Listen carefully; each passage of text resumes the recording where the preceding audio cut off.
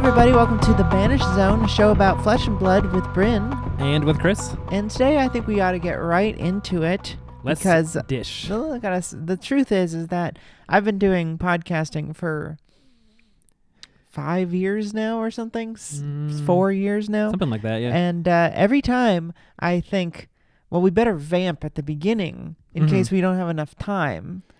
And that always means we go half an hour over. That's true. It's just not the right move. Like, it means we have too much to say. So we might as well get right into it because a lot of stuff happened since the last episode. Yeah. Some big stuff. We're recording this the day after the calling. That is correct. Yeah. We did talk about the bands already.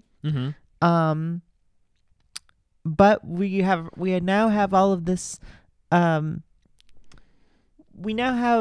now know how the meta reacted to that data that action. Sure. Yeah. We have the data about the action. Yeah. And we also have the reaction to that reaction. A lot of reaction. And we have some new cards too. Let's not forget that. Before we get to that, yes, let's get to the new cards. Yes. Jamie, pull those up. Jamie, I mean Bryn. You do. Well, I have a cat in my lap. I can't pull them up. Perhaps I will bring them up. Okay. But you can also just look them up. Yeah. Well, I just imagine them so I could see them. Oh, right. We should look at them so I can know what they do. Yeah. So there was a lot of stuff that happened at the calling in Indianapolis. But for me personally, I'm just very, very excited for Outsiders. Outsiders is looking good. It's going to be crazy how Outsiders will come out in less than 2 months.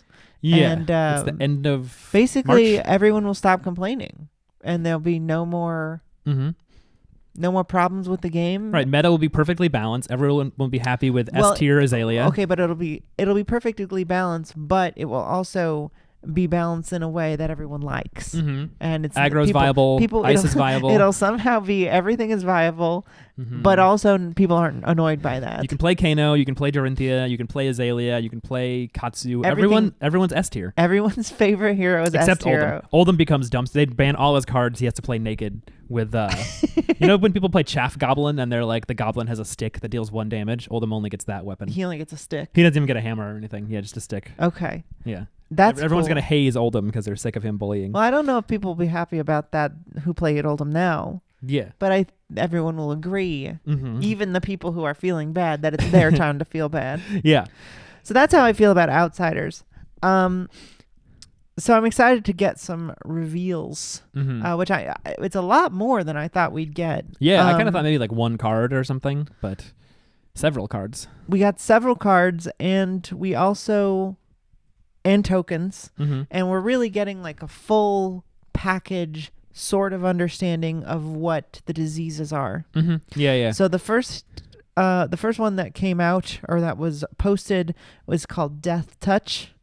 And this was from this was not leaked, but it's part of the Pro Tour Baltimore package. Correct. If you sign up for it, you get this card and then the 3 tokens it can make as promos. And you can see behind the promotional image the tokens, but just very slightly. Oh yeah. And people were like, "Are those the tokens?" I forgot that earlier in the day we were like, "What are they going to do? We don't know what the tokens do." And then pretty quickly after that, they were spoiled. I think it was MinMax Games. I think MinMax in the Realm had a bunch of the cards somehow. Yeah, somehow. I assume they were given to them by LSS. And maybe they were stolen in a heist in the dead of night. We don't really have a way to know. Yeah, like Breaking Bad when they roll out the whatever chemical. Sure. Yeah. Or they don't roll it out, right? They carry it. Yeah. So this like card is called Death Touch or Death Touch, not apostrophe S. We didn't turn on the purple. Oh yeah. You want me to? Yeah. Well, no, he can't. There's a cat on my lap. I can't get up. We're supposed to be in the Banished Zone, but we keep forgetting to turn on the nice lamp. Colette, say hello. I don't know if that came He through. has a cat on his lap. Yeah. Death Touch can't be played from hand, is what it says. It's a 1 for 6. It has a cool, sort of more evil, more badass looking Plague Doctor on it.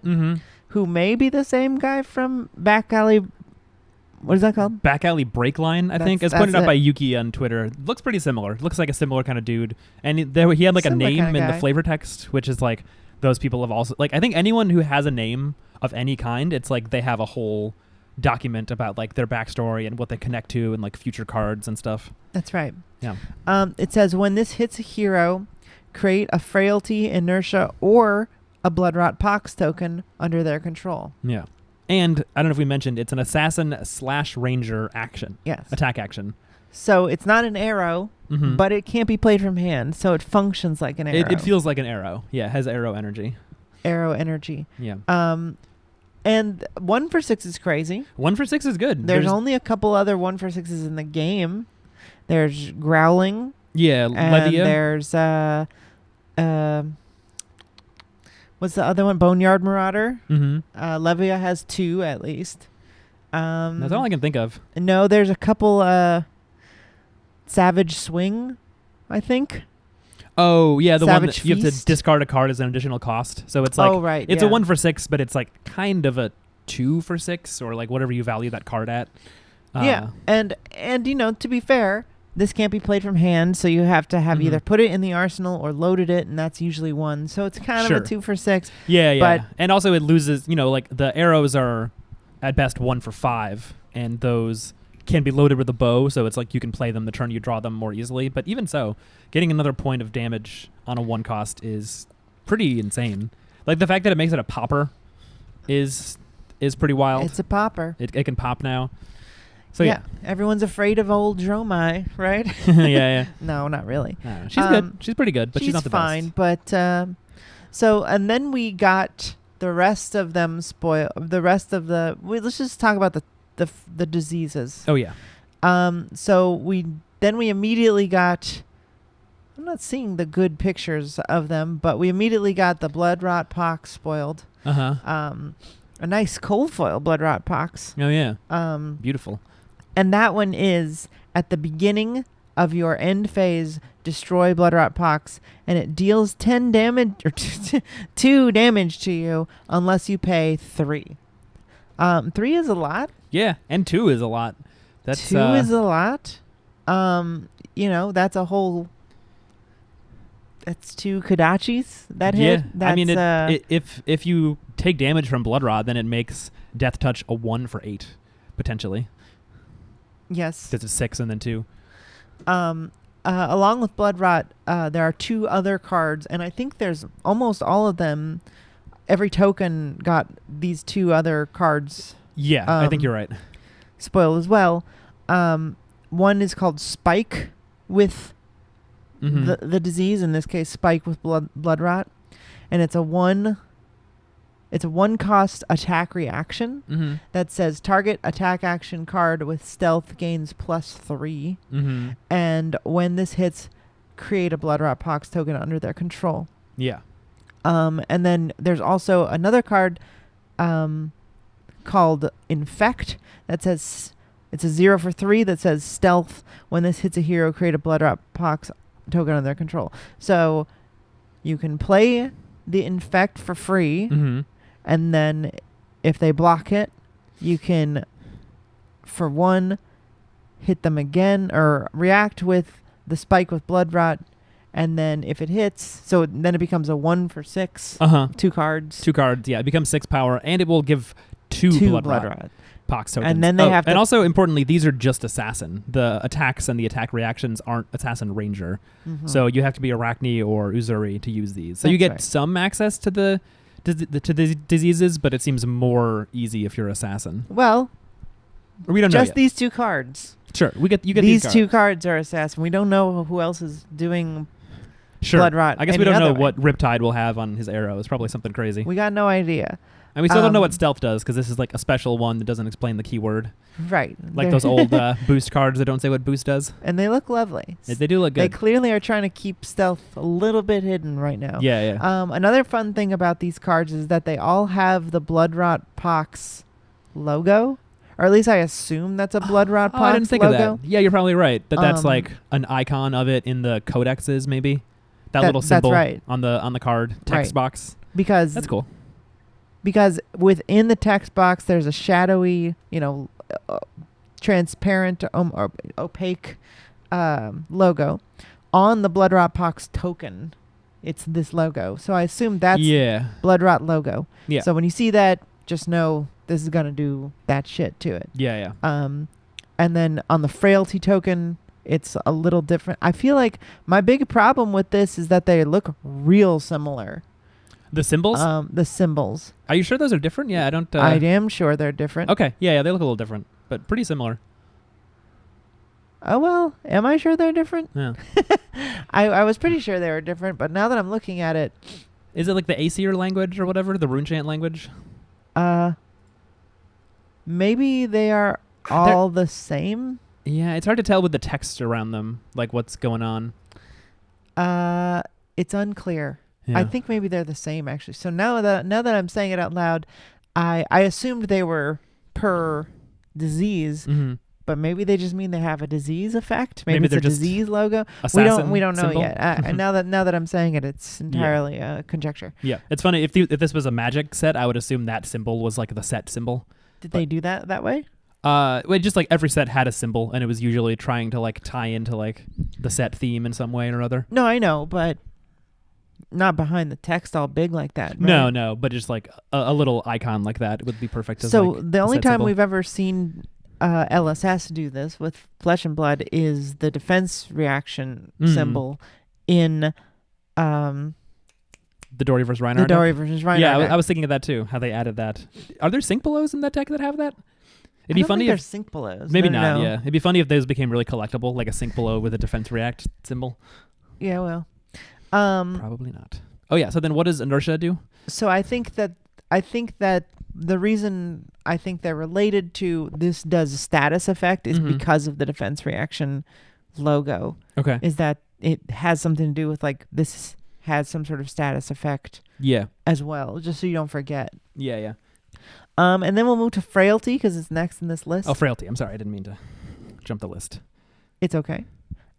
Frailty says your attack action cards played from arsenal and weapon attacks have -1. Oh, right. Okay. So this one is like at the beginning of your end phase, destroy Frailty. Kodachis and arrows kind of are weakened. It seems sort of specifically targeted to rangers, but also just like I guess in general in this set because we have an assassin card that can only be played your from weapon, like any weapon. Sure, so any if you weapon. give it to a that's true. Dorinthia. Spider's Bite. Spider's Bite. Spider's Bite do 0. Yeah. Yeah. Kodachis do 0. I feel like if I was playing a Guardian, I'd rather give them Blood Rot Pox than Inertia. Against Ninja, maybe just Inertia to save me more life and more on hits and stuff. So are you talking about Frailty when you said Inertia right there? I'm talking about Frailty. Yeah. Maybe, but I mean, you can stack Frailty tokens. We don't know how much we're talking about. That's it's true. not just one. Yeah, you're right. I'm thinking about it if you can give one. But yeah, we have the attack reactions. You can feasibly give it like Frostbites. Yeah, and stack them up. And you can be like, you're next...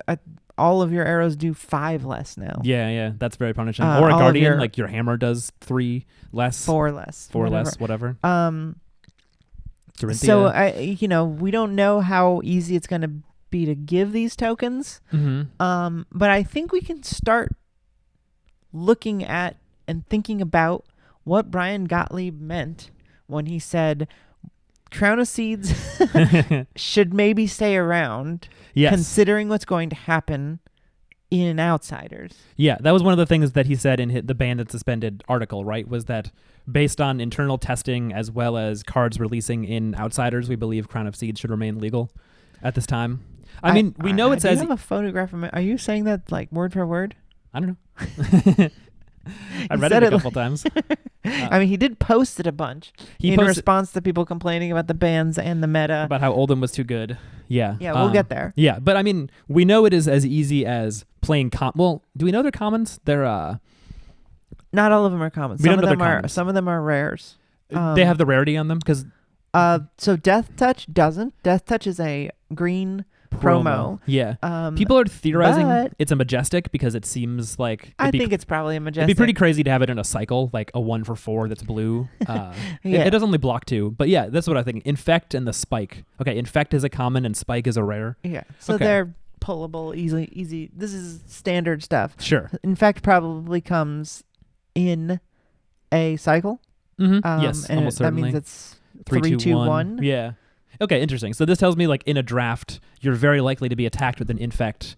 It's less likely if they have the spike, but it's only a rare, so it's not that unlikely. It's not impossible. It's very possible. Yeah. And then when frailty's versions are called spike with frailty and wither instead of infect. Sorry, I'm off the camera here. Yeah, I don't know what these but it says these photos are. There's people who are posting much better photos of them, but the ones I have pulled up, wither instead of infect, and it says, it's a 0 for 3. It's the exact same thing. It's just if it hits, it creates a frailty token, and then has an assassin attack reaction. That's a 1 for the reaction, and it says +3. Target attack gains +3, and when this hits, create a frailty token. Yeah. So same thing, and then inertia has exactly the same thing, except inertia does, at the beginning of your end phase, destroy inertia, then put all cards from your hand and arsenal on the bottom of your deck. Yeah. Now, what's weird about this one is, I guess theoretically it stacks because you've got another set of things that are common and a rare that says when this hits a hero, is this a 0 for 3, and then that one's called sedate, and then there's spike with inertia. Yeah. The thing is if you create 2 inertia tokens, what's the point? That's true. Yeah, it doesn't benefit you to create 2. Are you sure? Unless it stacks over time, but you destroy both, so I don't think it would stack over time.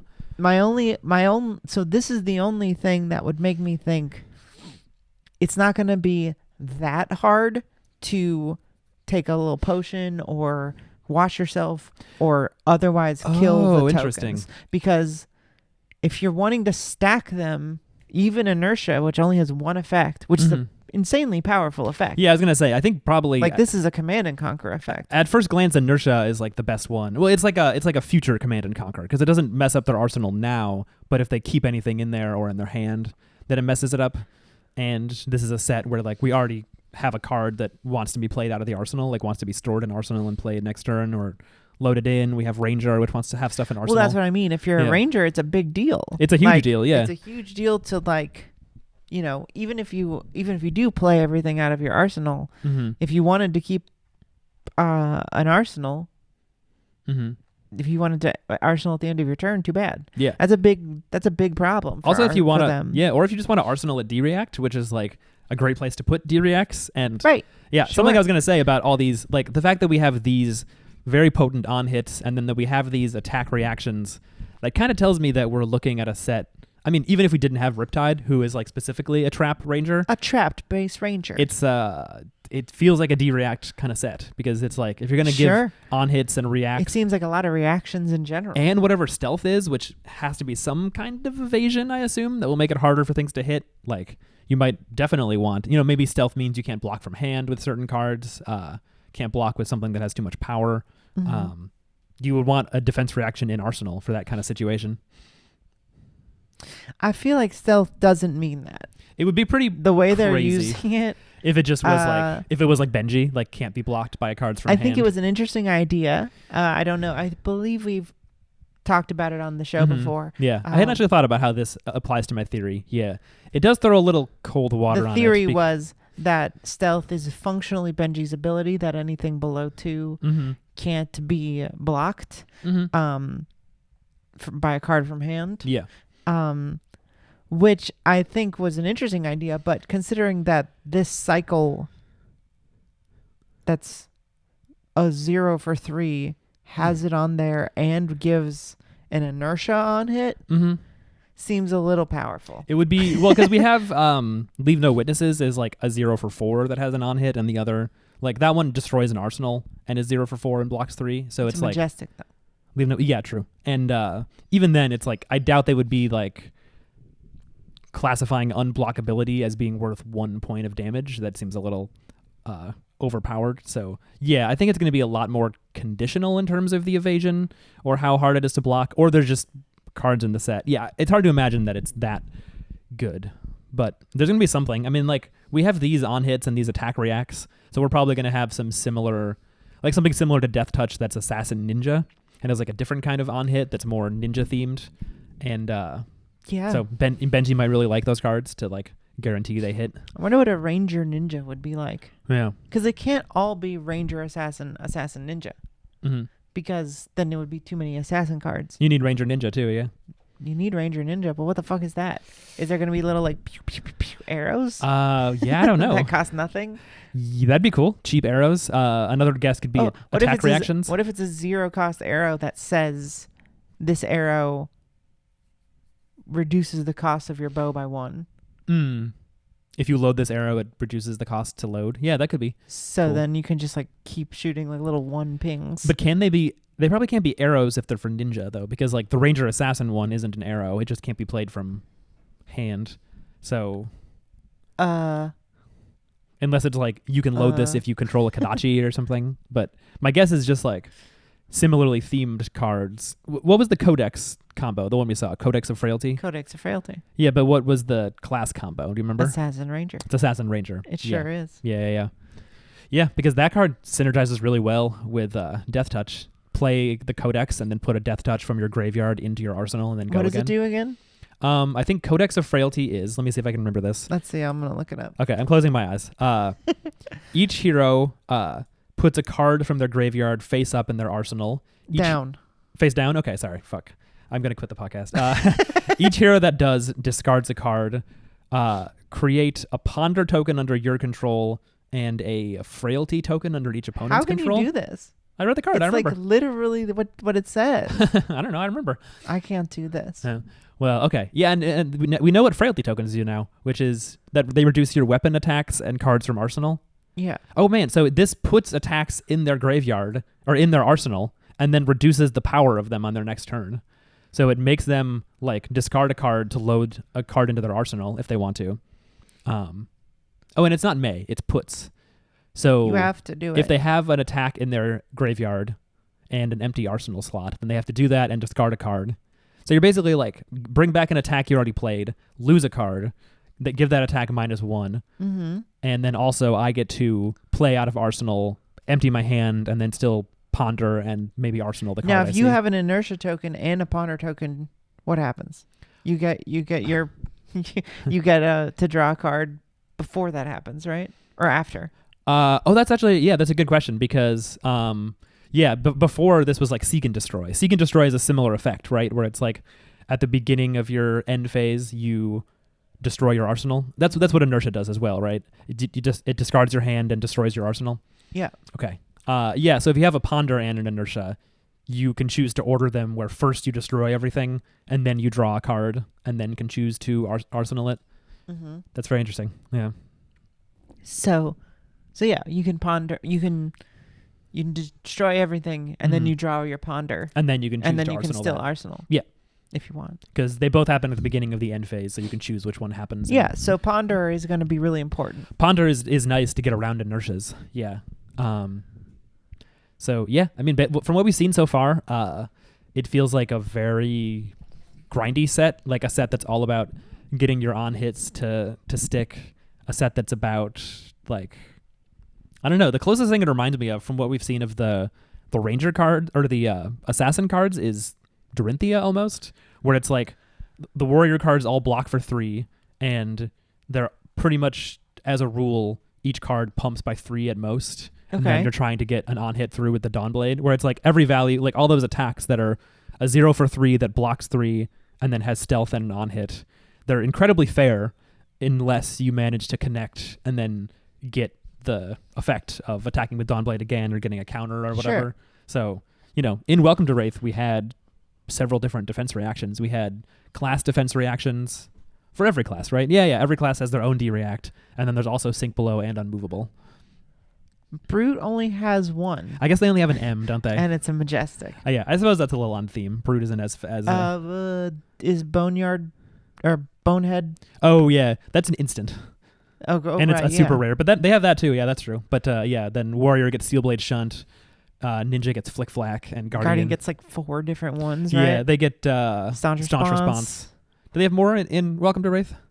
I guess Immovable is generic. It feels like a Guardian one. It feels for sure. Like a it feels Guardian super one. Guardian.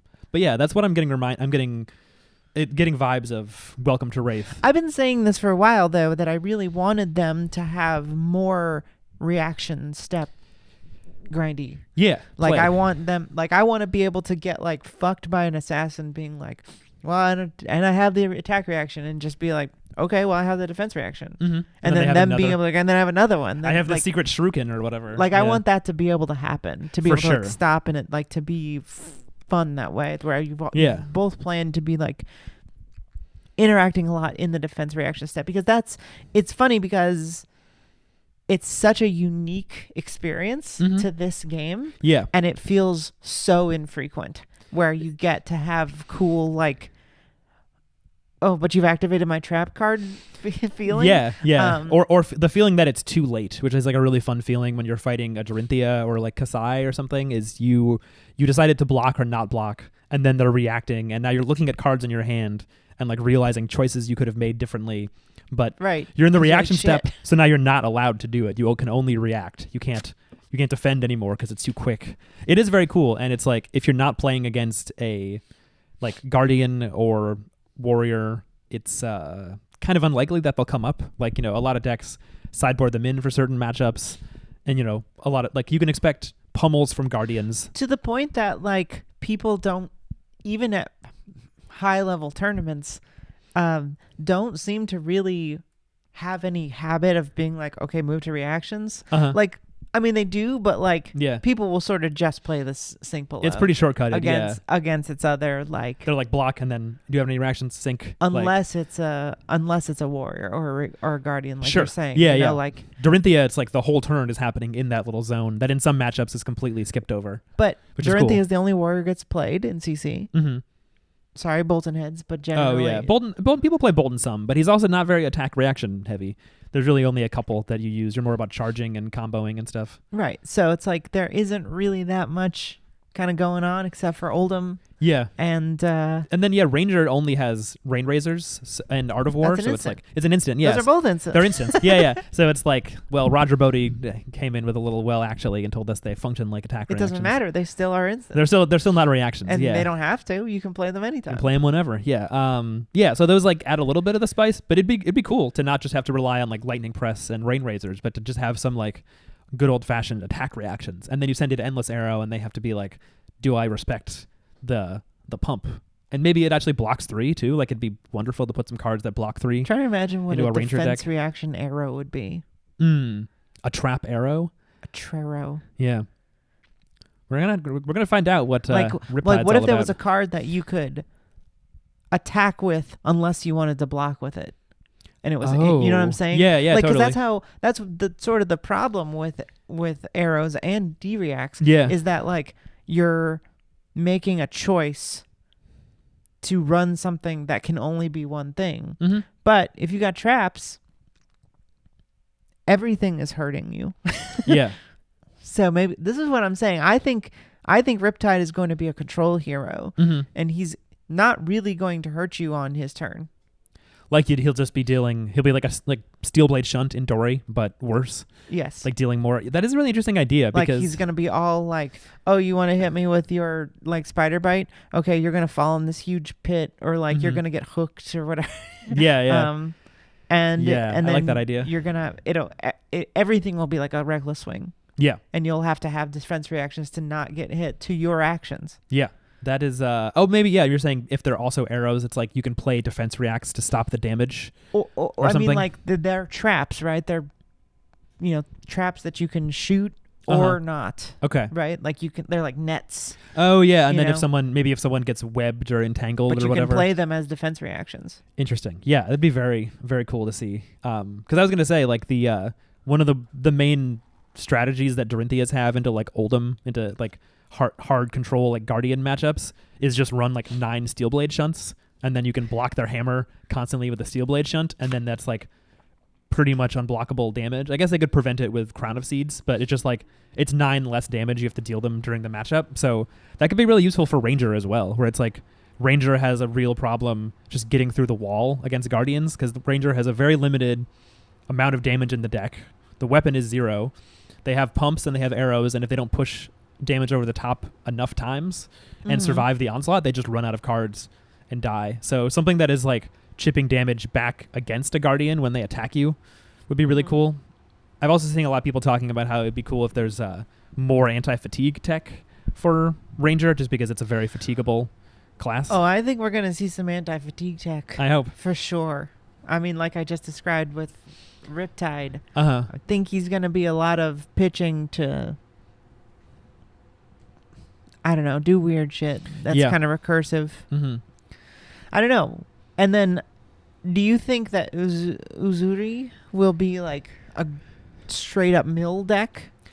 Yeah, I don't really know. The only theory I've heard about what Uzuri might do is because her title is Uzuri's Switchblade, that maybe she can buy back or swap her weapons with silver, like Arachne's armor, and she can like switch from like different swords in the fight, or like use them and then break them and get them back or something. What about Young Arachne? Young Uzuri. Oh, is she just Uzuri?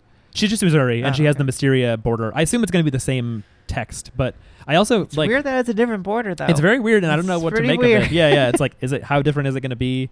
Maybe she'll have some talent that lets her run ninja cards when she's young or something. I don't know. Mm-hmm. But yeah, I think based on the fact that we've seen multiple stealth cards for Assassin and no contract, I think for Limited, it will probably not be much of a contract focus. That might have been part of what made Arachne hard to fit into Arcane Rising, is that like the contracts were just too clunky.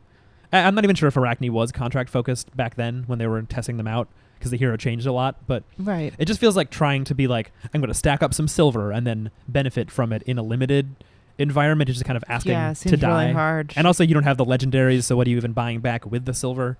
So I think stealth and like different kind of on hits that are just annoying and damaging and taxing makes a lot more sense for a more simple, like stripped down gameplay format. Right. So I think it's all crazy. The diseases are really nuts. I mean, I think people, I haven't really heard that, and I think it's because people, as usual, are underrating. Not to be on a high horse or anything, but I think lots of people have said and noticed that, like, for whatever reason, the way Flesh and Blood works is that for some reason the design of the cards look underpowered. Like there's very rarely a card that people look at and they're like, wow, that's too powerful. Right. Or and sometimes you'll see people be like, oh, that's broken or whatever. Sure. And honestly, sometimes that reaction very rarely pans out. Mm-hmm. But I think the diseases are on the side of most people being like, okay, an effect. Yeah. But I think it's going to be really annoying and like really, really powerful. Way more than Frostbites. Way more than Rune Chance. Especially that we've seen one that lets you choose all three. So it's like Death Touch is just... it's or. Right. Not I don't mean all three at once, One but like of three. Choose from all three. And like whatever matchup you're in, whatever is worst for them, you can choose and give it to them. That's really potent. So it's just and like... you could be Ranger.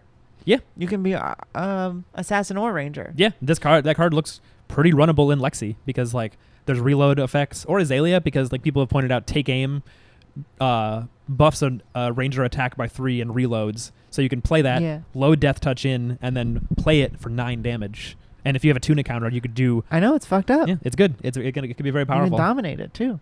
I think Azalea can only dominate arrows. Oh, okay. I think. I'm trying to learn Azalea this week. Most complicated hero text of all time. It's so annoying. This I think I'm much reading, like, I hadn't actually thought about that, because I'm realizing how much text is on Azalea and Katsu and even Benji. So like Riptide and Uzuri and Young Arachne, you're gonna have just as much probably. It's gonna be like an essay. I hope not. I hope it's very simple and clean and keywords. Hey, it's gonna be crazy. Let's move on to the next. You know what? Before we get to the ninja one, let's just quickly talk about... Oh, yeah, the quiver. The quiver of rustling leaves. This is very exciting, I'd have to say. I mean, I don't even know if the card is amazing, but the fact that... The card's pretty good. It's cool. It's cool. It's good. And, yeah, so we should say what it does. Okay, so it's a... I got ahead of myself. I'm sorry. No, it's all right. First thing I noticed about the card is that its theming is really weird. Yeah. It does say Outsiders at the bottom. It's a majestic. Yeah. But the art, which was spoiled because Mark Poole brought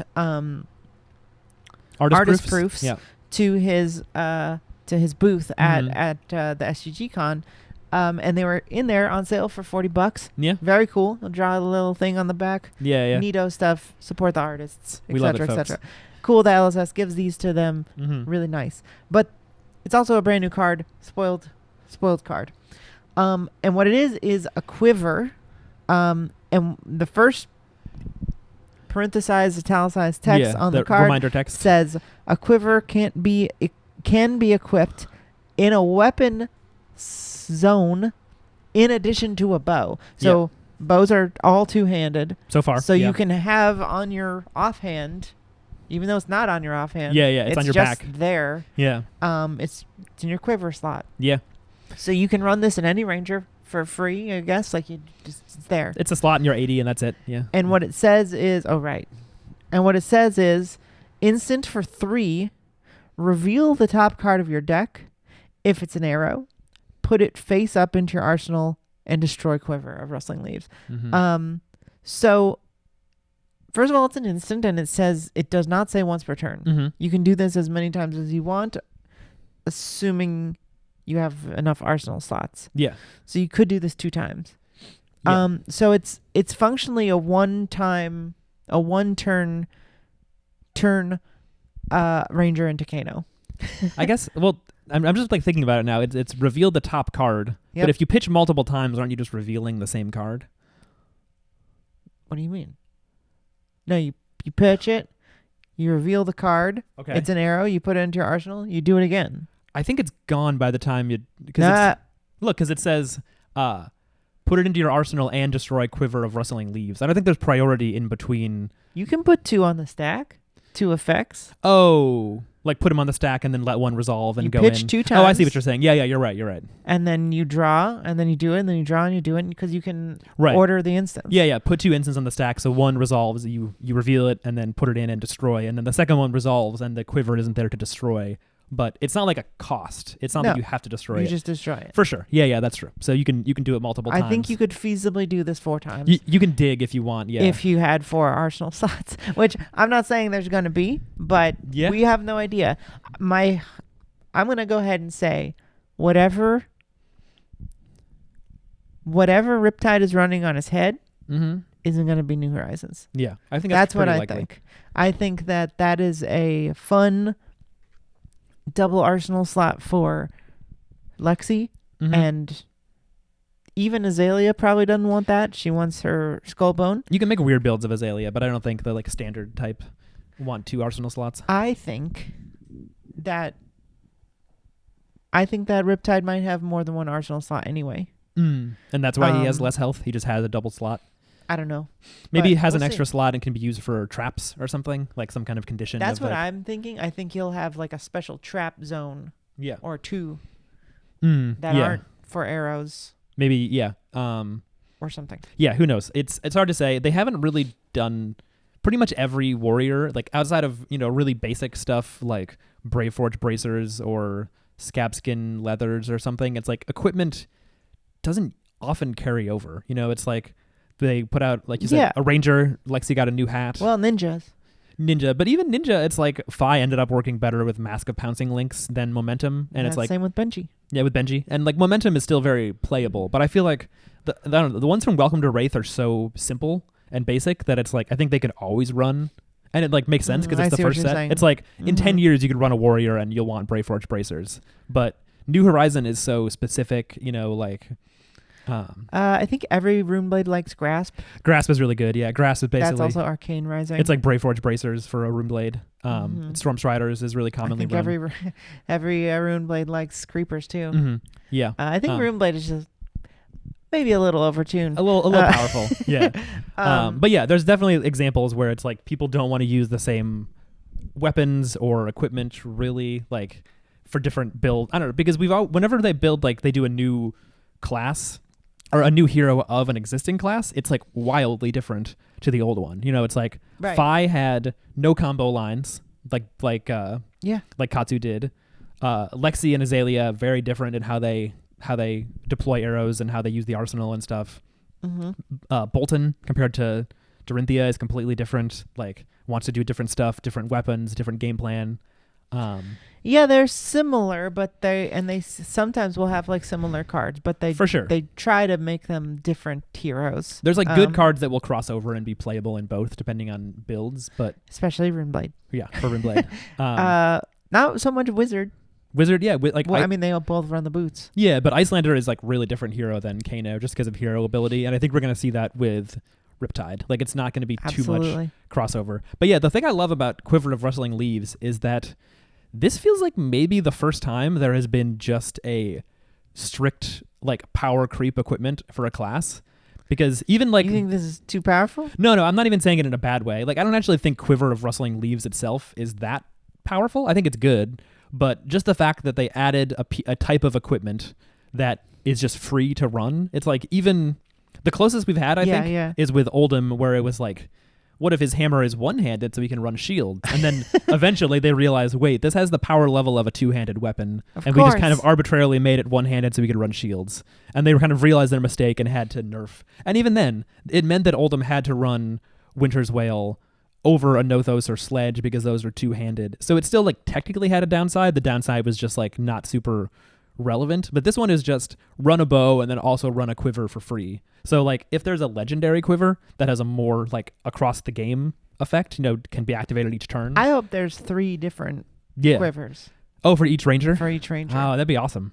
I don't know if I would expect that, but it'd be cool. I'm really hoping for some ranger like equipment, like a nice ranger chess piece that they can all run that like has some block on it and just like ranger doesn't have to run tunic all the time. I want Riptide to have a quiver that's just like a thing of hooks. Yeah. Like on his hero. It's full of hooks. Yeah. He's just full of hooks. But I mean, like this is a big step to just like print a type of equipment. No, it's awesome. It's like it's like using a zone that it's open. It's a zone there. The zone's there. You don't have. Yeah. It's very interesting. And yeah, I've seen like, I think like you were saying, a lot of people are sort of underrating the new set and are sort of thinking like, are you noticing our cat? Do you think we're gonna get a lot of comments that are like, put the camera down, I want to see the cat? Yeah, maybe. You have anything to say for yourself, Colette?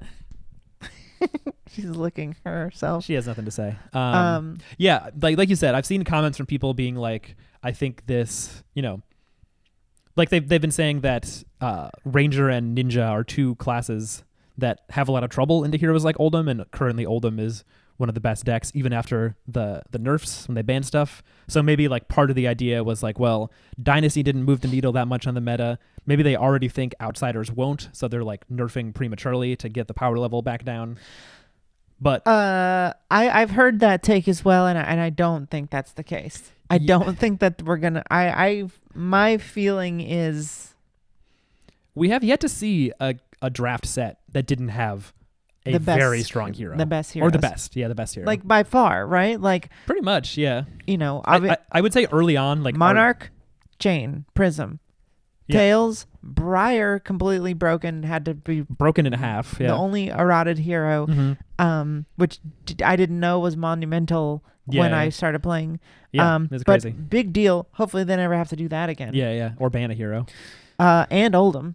Yeah. Who's running away with it, but was and Starvo right afterwards. Right, but that's not a draftable set. Sure, so it doesn't matter. But then you have Uprising, all 3 heroes extremely viable. Yeah. 2 of them generally S tier. Have been S tier and like winning in the finals at nationals, top 8ing worlds. Yeah. And I don't think it's because of power creep exactly. It's just they designed the heroes to attack the meta, it seems. Maybe. I never thought of that. It's not like, they're so much stronger than the last people. It's just that they kind of change over from like aggro to control and aggro to control, and then specifically target certain heroes. I don't know how on purpose that is, but that's kind of seemed how it's worked. Yeah. It's so crazy. I was just thinking about like all those heroes you named, and that out of all of them, Prism I think is the only one that never caught any ban or nerf or anything somehow.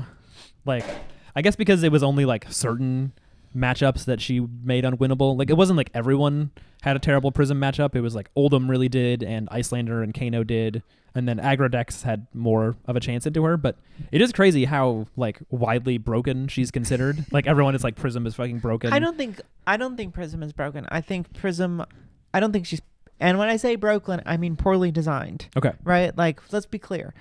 I don't like when people say broken to mean good, Yeah. because it feels a little insulting. Mm-hmm. It means, like, I think Briar was broken. Yeah. And I think the fact that Ellis has apologized and eroded her makes it a fact. Sure. Like, Yeah.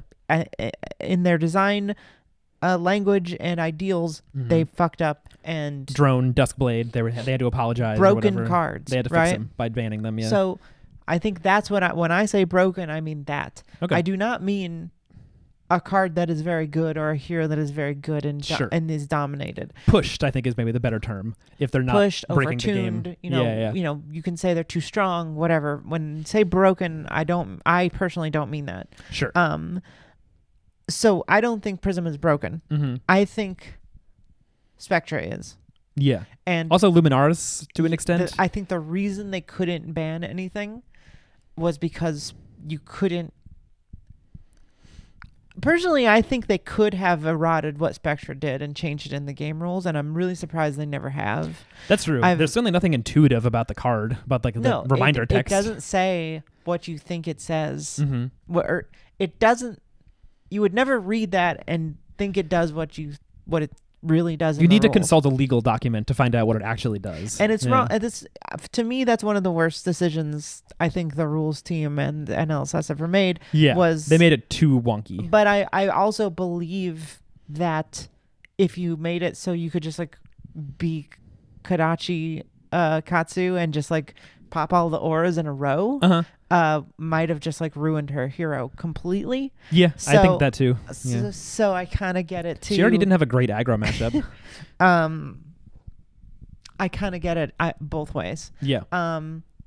But it's tough, I mean, it's tough to run a game like this. Yeah, it's also hard because it's like overtuned heroes often end up being really fun to play. It's like Briar is a blast to play. The Lightning Briar build that Tarek Patel used to run. It's a great time. It looks really fun. I'm sure Prism, like doing a bunch of nonsense and ruining your opponent's life, was a fun time. All right, speaking of ninjas, let's get to the last spoiled card. Oh yeah, we have another card. Bonds of Ancestry. Mm-hmm. And it's a combo card. It's a 2 for 4. Mm-hmm. Weird. Not very good rate, but not very good rate. But read on. Let's read this fucking dictionary of a card. If it says combo, we all know who that's for. Yep. If a card with Gust Wave in its name, doesn't say Whelming Gust Wave, it says Gust Wave. Yeah, we're getting more gust waves. We're getting folks. more gusts. With Gust Wave in its name, was the last attack this combat chain. This costs 2 less to play. Mm-hmm. And has go again. Okay. And when this attacks, you may banish a card with combo from your graveyard. Mm-hmm. If you do, search your deck for a card with the same name, banish it, then shuffle. You may play it this combat chain. So I understand all of that. Okay. You play a Whelming Gust Wave or whatever the new Gust Wave is. Sure. And then you play this for free. Mm-hmm. With Go Again. With Go Again. Yes. And then you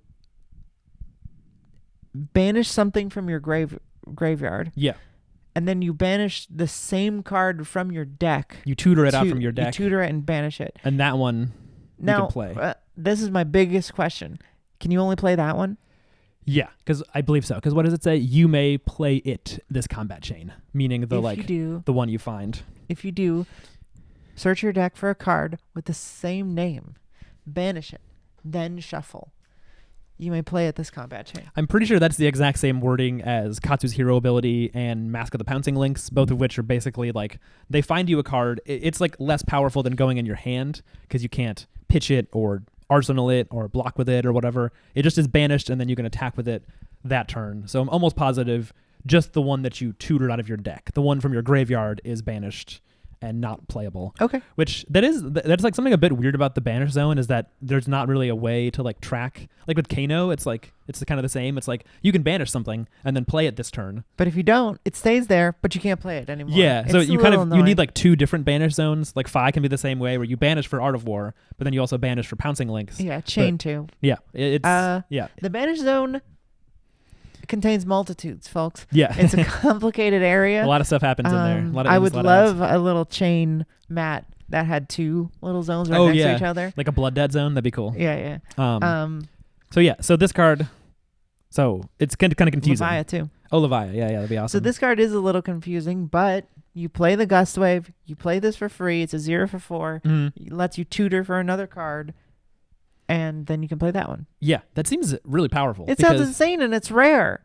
Yeah, it's a rare. It's because Katsu normally is discarding a 0 cost to find a combo piece and get it on the combat chain. This one is just if you've played it already or blocked with Go it. for it. Yeah. Go look for it. Anything you want. Anything you want. Yeah. Anything you want. This is kind of fucked up. Yeah. I think Katsu's going to be fucking overtuned. Especially if there are cards that are like a combo finisher to Bonds of Ancestry. Because people right now are just theorizing they're like, you could do Pounding Gale just because Pounding Gale is like a 1 for 5, I believe. Oh, come on. We're going to get insane cards. I know, probably. Like if there's a combo finisher that comes after Bonds of Ancestry and you've already seen it once, maybe you blocked with it or you discarded it for Katsu's. There's so many ways to get stuff in your graveyard in this game, especially in this set where there's like cards that make, like what if you play Codex of Frailty against a Katsu and he's like, oh no, I have to discard my whatever comes after Bonds of Ancestry, and then the next turn is just Gust Wave, Bonds of Ancestry. Sure. Find that card by banishing free card. Yeah. What if you're playing an Icelander? It's crazy. Like, I mean, like just from playing Phi, it was like the more I played the Phi deck, it was like certain cards like Flame Call Awakening, where all that does is search for a Phoenix Flame.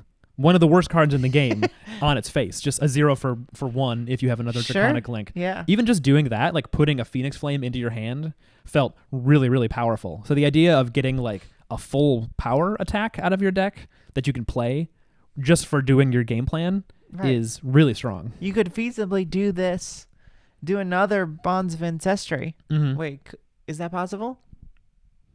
Because you have one in your hand and then one in your graveyard and one in your deck. You could theoretically do that, right? Oh, no, because then you wouldn't be able to do it. Yeah, you could. You need the combo, right? Like the Bond has to follow a Gust Wave card, so you can't follow it with another Bond. Bond has a combo. I know, but it only is... The combo's only active if it's after a Gust Wave in the combat. Oh, you're right. Because it's like the right. punch Okay, and the whatever. Yeah, I see what you're saying. I mean, that could be even crazier. Yeah, no recursiveness to this. Yeah, but we're going to probably see some crazy like type combo. I mean, because there is 100 wins is, I think, so far the only recursive one where it just gets +1 for each other 100 wins on the combat chain. And it has combo. So that one is just like very efficient. So I don't know. All of these cards seem really crazy to me.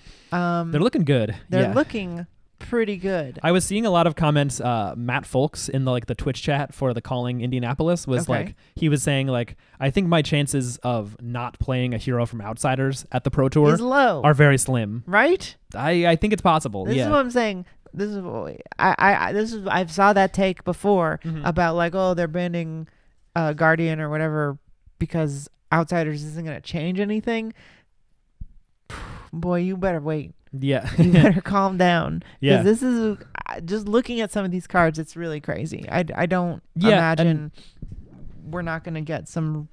Probably, I just have a feeling the way Riptide is, he's going to be his vibe. Maybe the most annoying hero to play against he has ever printed.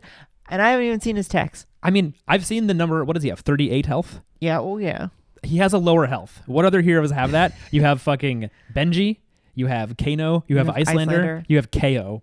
Insanely annoying. I mean, KO is only if they hit a 6 or whatever, but like those are all heroes that can do absurd things to you, and you just have to sit there and be like, what is my deck supposed to do to combat this? I can't do anything. And so I think that's like their concession is like, turn the health down just slightly because you're going to be saying, what the fuck? It's going to be hard to hit him, and he's going to do a lot of damage to you. Yeah. So I am very excited to play him. And I mean, not even to say anything about Uzuri, who also has lower health. I thought Uzuri has regular health. I think Young Arachne has less health. Young Arachne. I think Young Arachne has 19, and Young Riptide has 18. Then Benji has 17. Is that? Oh yeah, 17, 18, 19.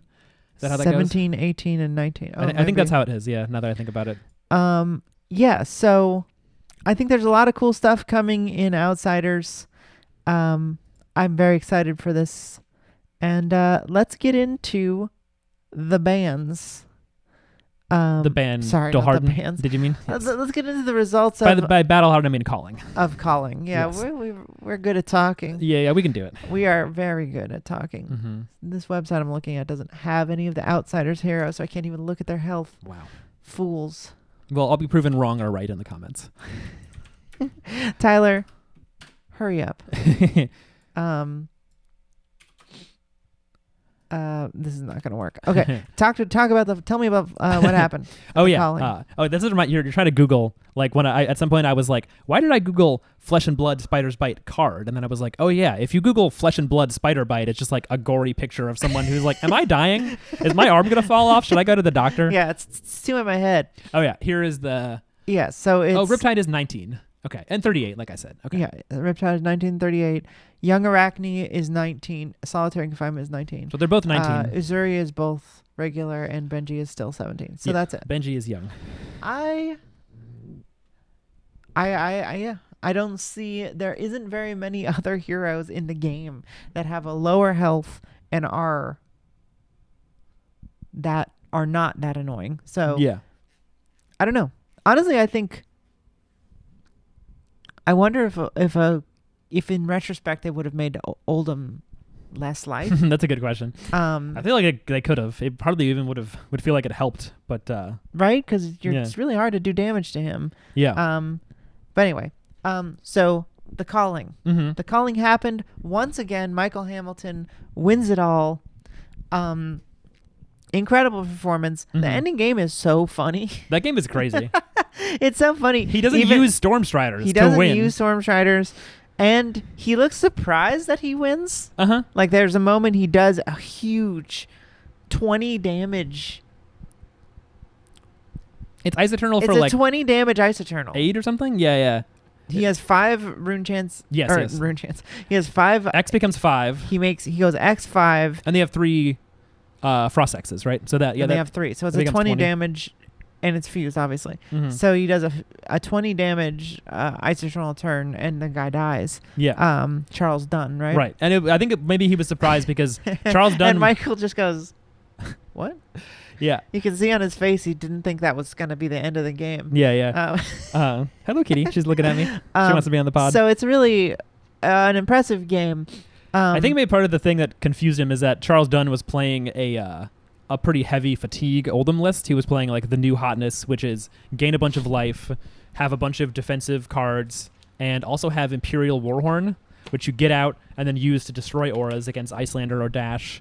Then you have 3 Remembrance, and you cycle it back in, and you're just grinding the game out until you can break their stuff, Right. not die to their combo, and then kill them with your Titan's Fist over and over. Right. So Which, might work, except for someone like Nathan. Nathan from the Card Guys. Oh yeah, Nathan Crawford. He had an awesome game where he used Rites of Replenishment, just 2 of them, to fatigue out the Fatigue Oldham. Right. And that was it kind of fun. worked. Yeah, that was fun because he had talked about that a couple weeks ago before ProQuest, because you played Briar last minute before a ProQuest, and Yeah. he had a video where he was just like, yeah, this is my anti-Oldham tech. It's like easier to play than Evergreen, because Evergreen has to go in the arsenal, so you need 3 cards, kind of. You have to keep a card to arsenal. This one is just play it and fuse it, and then you get the other one back on the bottom. But I saw a lot of people being like, I've never seen this card before, or like, what does this card do, Yeah. or whatever. It's very a fun funny. card. I played it in the ProQuest, and it really helped, except I didn't really know how to use it. Yeah, Um, I think in that Oldham game, you were just like a little too. I was shaking. You were too low in life to have it work, I think was the problem, because you had like 1 life and you needed to block too much to play it and fuse it or whatever. Right. So it was close. It could have worked. So lots of fun gameplay, but what we saw was still a lot of Oldham and Icelander. The top 8 was almost entirely Oldham Yeah. and Icelander. Well, And some people, also weirdly, I'm sorry. Go ahead. no, go ahead. Anna Breyer. It wasn't even a lot of Icelander. There were 26 in the tournament out of almost 500 people, but half of them made day 2. So out of 26, 13 made day 2, and Sure. then I think 2 made top 8 or 3 or something. I forget. I think the top 8 was, I think it was 5 Oldham, 2 Icelander and 1 Briar, being Tarek Patel. But he lost in the first round to Icelander. So, right. So similar to ProQuest, where it's like not the most represented deck, either one, Oldhim or Icelander, but then at the top tables, as the rounds go on, they become big top 8 conversion. Yeah, for sure. So very interesting, and a lot of people were like,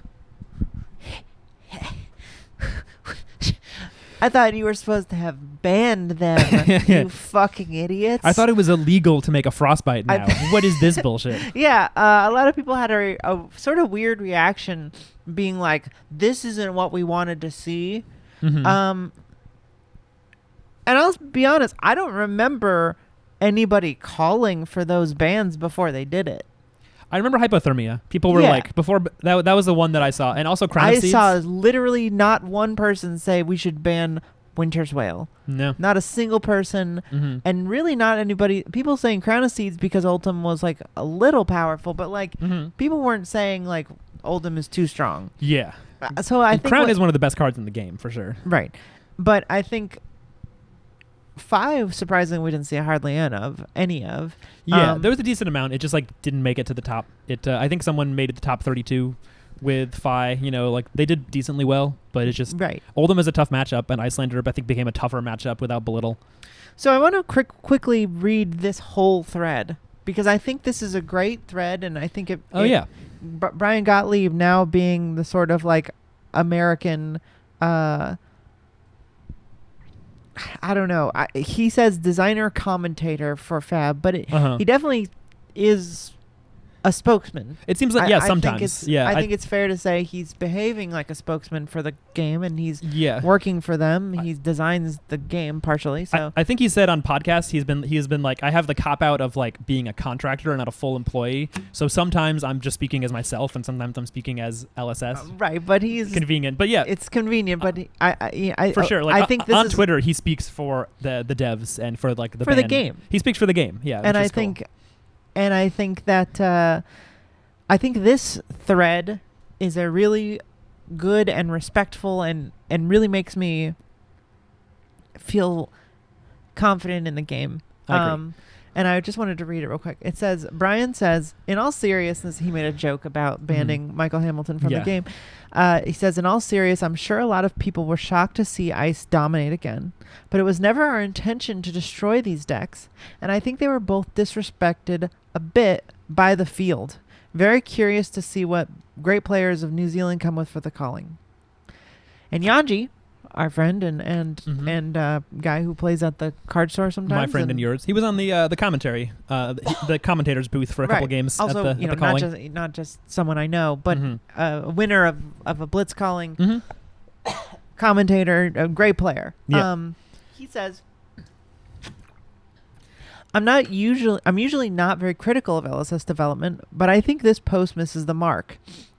Brian says how so? He says anti-fatigue stuff also lose out on slots. Or sorry, actually, it's a little bit hard to read because he didn't thread it properly. But it says, I don't think it's necessarily a bad thing that the ice decks are still good. But this reads like Icelander and Oldhim are only dominating top 8 because of disrespecting, when there's a lot of other factors to deck preparation for large tournaments, and people who brought anti-fatigue stuff also lose out on slots for aggro mirrors. Or maybe they bring in stuff for Icelander and lose to fatigue. And Brian says, I agree with everything you said, just limited characters is all. The sum of my position is not that this top 8 was a consequence of failed prep, just that with knowledge that these are still the decks to target, I expect there are additional moves to make in the coming weeks. And Yanji says, that's fair. I just think that it reads poorly when you're talking about players disrespecting these strats when I don't think that's the case at all. You basically eliminate a source of counterplay from aggro decks versus Icelander, and the hero is a bit overtuned on a value axis. And Brian says, I don't know, man. Tournament Champ had Oldhim in the D tier prior to this event. Michael talked about this on his podcast, Manor Podcast. Yeah. Him and Roger are both like, Oldham's D tier. He's in Arachne tier. Yeah, and I don't think Michael was joking. Like, he was like... I think their first reaction was like, Oldham's unplayable. And then I think the next week they were like, maybe we were unfair to Oldhim. Maybe he's actually not too bad. Yeah. It says, Tournament Champ had Oldham in the D tier prior to this event. I don't think it's completely unfair to say these heroes caught some disrespect. I agree with you that this isn't the whole story.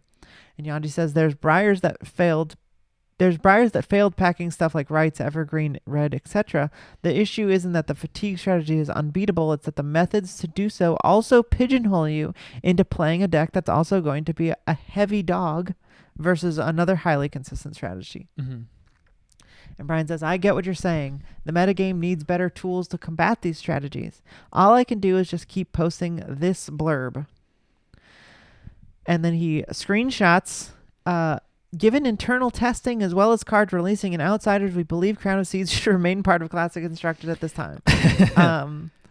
And Yanji says, yeah, just to be clear, I don't personally have a problem with the state of the game, just didn't like how the tweet read as a player who's trying hard to prepare, and it felt out of touch. I believe that the folks in the office are working towards making a good product.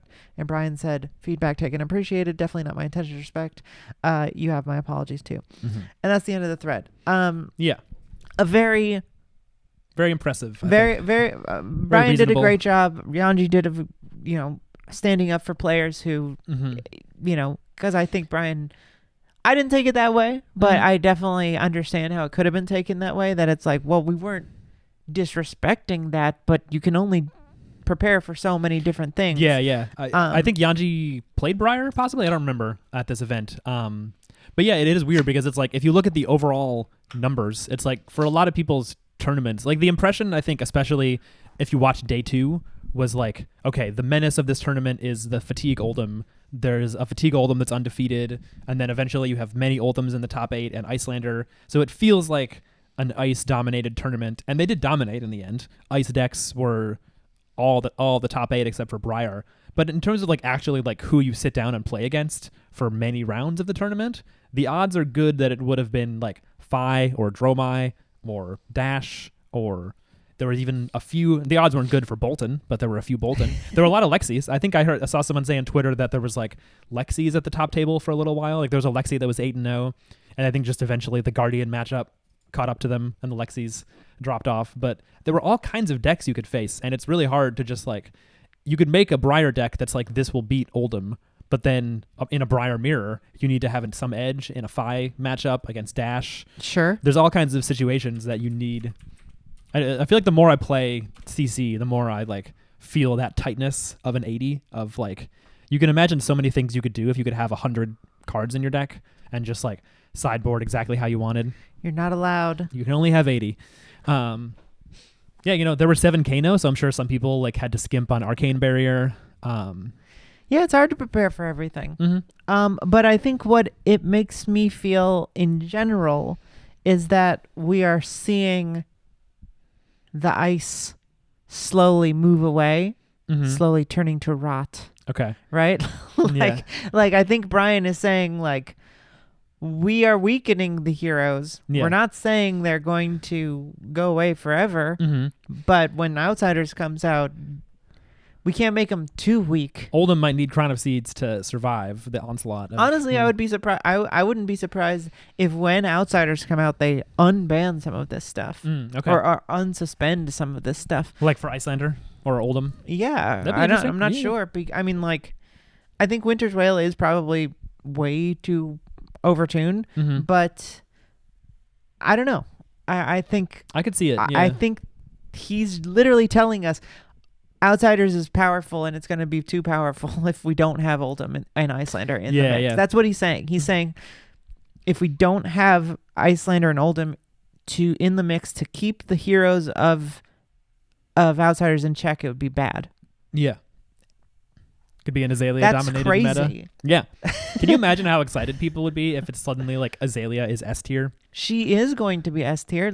James White literally said it. He said she's going to be the business. I know business. He said the business. Yeah. But that's just how they speak in New Zealand. That's 50-year-old loafer wearing New Zealand for sure. S tier. What if this is the same time? Because he did also say the cold foil potions would be useful. What if this is the set? I mean, I know we don't have Lena Bell as a playable hero, right? But you did mention earlier your idea about like being able to use potions or whatever items to cleanse off the diseases and stuff. So what if we just have some kind of like potion tech potion interaction. Think we're gonna have something. Maybe like a potion belt piece of armor, like a legendary. I mean, I don't know. I'm only saying potion because that's how it works in Dark Souls. Sure. Yeah. But like, there will definitely be some cards that will like clean them off to like reduce moss or whatever, like in Dark Souls. Yeah. Where it's like preventing boluses. You eat something and you poison take it. prevention. Ooh, what if there's some on hits like instants that are little like, potions or whatever? What if there's on hits that are like until the end of your next turn,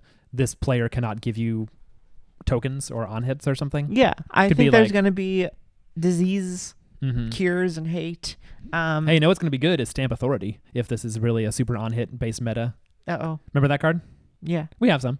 I don't remember what it says. It is a Guardian Aura for 3 that is blue, and I think when you play it, if you have 2 cards in your pitch zone with +3, your hero gains +1 intellect this turn. Oh, yeah. And then also attack on hit effects do not trigger when they hit or something. It just like turns off on hits for the turn. Oh, yeah. Yeah. That is pretty crazy. It's kind of interesting, yeah, for this meta potentially. All right, well, I think that's all for today. Okay. Outsiders is going to be crazy. I think the meta game is in an interesting place right now, but I don't think you need to worry about Pro Tour because everything's going to change as soon as Outsiders is going to come out. I'm very curious what to I'm see. trying to say. Yeah, I'm curious to see what happens at the Calling Auckland. Also, we should just mention the Calling Indianapolis had 491 players, which I think is pretty huge. Almost 500 players. Yeah. For just the Calling. It wasn't even. It was at a SCG Con. It wasn't even a Flesh and Blood event. In Toto. This and the Battle Hardened were the only big Flesh and Blood events at this convention, and tons of people showed up for them. I don't know what the numbers were last year at the Calling Indianapolis, because there was one about a year ago, I think, but I bet they were like half this or something. There's probably a lot less people. Yeah. So very cool to see that this many people are coming out to play the game. The game's growing, folks. It's getting bigger. Mm-hmm. You better get in now if you're not in already. That's true, yeah. So prices are only going up. Thank you so much for listening to the show. This has been The Banished Zone. I'm Bryn, and you can follow me on Twitter at Banished Zone. You can follow Chris on Twitter at Blue Plunder Run. Do it. I just got to 100 followers, so thank you to my 100th. And let's see if we can get me to 200. Perhaps. Let's get us both to 5. Yeah, sure. I think that's fair. Little parody. Let's get Mon to 1K and us both to 500 followers. Yeah, exactly. Mon is going back up, folks. Yeah. Thanks for listening. And you can listen to my other show about movies. It's called Generation Loss. You can go to the Discord now where we hang out, and it's a lot of good time. You can order box openings and box breaks and box battles in the Discord. Those are happening when Outsiders comes they're out, happening right? That's now. gonna be very exciting. We're battling, baby. Oh yeah, we're gonna have all these microphones and have a night on the town at the LGS. Oh yeah, streaming. That'll be fun. Yeah. So until next time, you are banished. You're banished.